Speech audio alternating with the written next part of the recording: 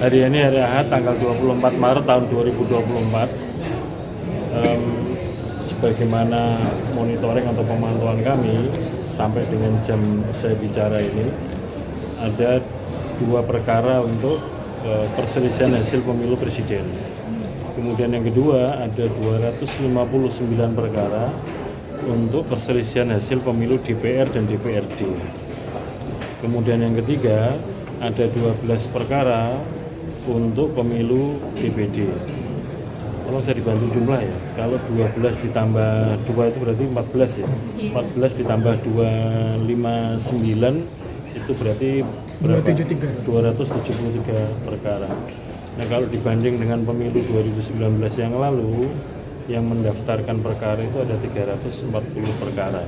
Cuman saya belum tahu apakah data yang saya baca per jam ini itu sudah final atau masih ada pengadministrasian dari MK yang belum diunggah ke websitenya MK. Tapi setidaknya saya sampaikan adalah yang mutakhir yang saya baca sebelum saya bicara di sini. Nah, kami tentu saja sebagai satu-satunya pihak yang digugat atau menjadi termohon istilahnya ya dalam sengketa pemilu, tentu kami harus mempersiapkan segala sesuatunya. Satu-satunya pihak yang jadi termohon atau tergugat adalah KPU Pusat, dan kemudian satu-satunya objek gugatan adalah SK KPU atau keputusan KPU nomor 360 tahun 2024 tanggal 20 Maret 2024 kemarin tentang penetapan hasil pemilu secara nasional. Nah, malam ini hari Ahad tanggal 24 Maret 2024, malam ini KPU mengumpulkan KPU provinsi dan KPU kabupaten kota seluruh Indonesia untuk mempersiapkan persidangan dalam sengketa hasil pemilu di Mahkamah Konstitusi. Kami juga sudah menyiapkan sejumlah advokat yang nanti akan menjadi kuasa hukum KPU dalam persidangan di Mahkamah Konstitusi. Dan dalam rangkanya ketika kami membuat rapat kerja dengan KPU provinsi dan kabupaten kota, nanti juga sambil mengidentifikasi daerah mana saja lokusnya ya atau tempatnya, misalkan di provinsi mana, kabupaten mana yang kena sengketa, dan kemudian untuk jenis pemilu yang mana, supaya kemudian setelah rakor ini nanti teman-teman KPU provinsi kabupaten kota bisa menyiapkan masalahnya apa. Kemudian yang kedua, alat buktinya harus dipersiapkan apa, dan kemudian membuat catatan kronologis mulai dari kegiatan penyediaan logistik, pemungutan suara di TPS masing-masing, kemudian rekapitulasi berjenjang di kecamatan, kabupaten, kota sampai tingkat provinsi. Ini kita lakukan dalam rangka untuk mengantisipasi atau mempersiapkan nanti kalau sudah dimulai persidangan sengketa hasil pemilu di Mahkamah Konstitusi. Kami kan baru membaca dari website atau lamanya Mahkamah Konstitusi. Mahkamah Konstitusi kan mengupdate atau memutakhirkan data tentang ada berapa perkara, kemudian perkara nomor berapa. Itu nanti kan baru mendaftar. Nah, setelah mendaftar nanti Mahkamah Konstitusi, nanti silakan teman-teman bisa memeriksa hukum acara di Mahkamah Konstitusi. Nanti Mahkamah Konstitusi akan memeriksa dokumen-dokumen tersebut atau permohonan-permohonan tersebut apakah layak untuk disidangkan atau tidak. Nanti yang tidak layak, kemudian Mahkamah Konstitusi akan membuat putusan namanya dismissal, tidak bisa diteruskan.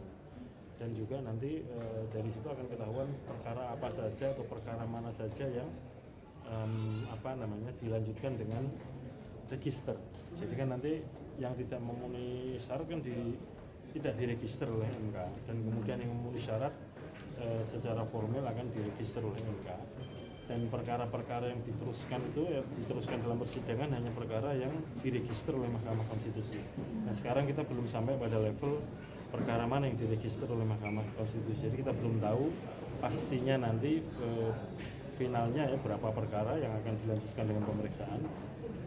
Dan ketika pemeriksaan itu nanti perkara yang diregister juga Mahkamah Konstitusi akan memeriksa apakah layak atau tidak untuk lanjut dalam pemeriksaan pembuktian. Jadi yang tidak layak kemudian masuk kategori dismissal dan tidak dilanjutkan, dan nanti kemudian mana-mana perkara yang akan dilanjutkan nanti setelah dalam persidangan. seingat saya di pemilu 2029 kemarin perkara yang didaftarkan itu ada 340 perkara. Kemudian perkara yang lanjut kepada pemeriksaan pembuktian itu ada 122 perkara.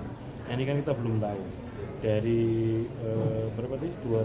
Pemilu presiden ada 2 perkara, DPD ada 12, DPR dan DPR provinsi ada 259, total 273 perkara. Itu kita belum tahu perkara mana saja nanti yang diregister oleh Mahkamah Konstitusi. Dan KPU akan berkirim surat kepada Mahkamah Konstitusi untuk memohon konfirmasi apakah ada perkara, maksudnya ada perkara itu yang diregister gitu ya. Kemudian kalau ada perkara mana saja yang kemudian diregister dan dilanjutkan dengan persidangan, sehingga kemudian fix bagi kami mempersiapkan daerah-daerah yang ada perkara yang diregister oleh Mahkamah Konstitusi, dan bagi daerah baik provinsi maupun kabupaten kota untuk berbagai macam, terutama pemilu DPRD provinsi dan kabupaten kota, kalau tidak ada perkara yang diregister, maka nanti kami akan mengirimkan surat kepada KPU provinsi dan kabupaten kota untuk dapat melanjutkan tahapan berikutnya, yaitu penetapan perolehan kursi dan penetapan calon terpilih.